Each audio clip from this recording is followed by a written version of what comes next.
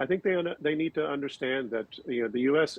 was effectively fighting a proxy war here. This is a controversial term in Europe that wasn't controversial when I was in Ukraine interviewing people. Everyone understood that it was a proxy war.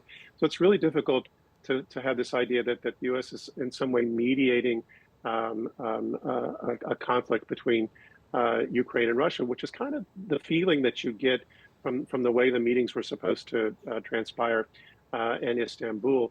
We really need more of a neutral third party. I think Turkey maybe was providing that, but the way the U.S. is sort of triumphalist and the way Trump wants to take credit for bringing peace, I think it sets the wrong tone and attitude. So I think it's really vitally important that countries like China, Brazil, but also India and others really come to the table and try to encourage a peaceful resolution for the good of everyone.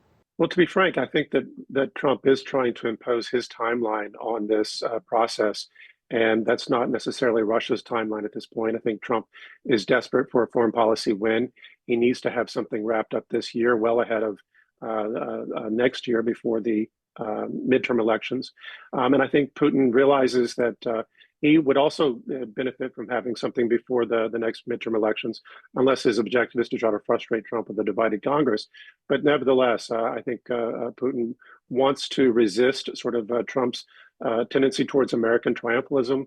I think Russia understands that the United States was an enemy here, and the idea that Washington is now going to impose terms for peace, despite perhaps having lost the objective on the battlefield, is something that Moscow is unwilling to stomach.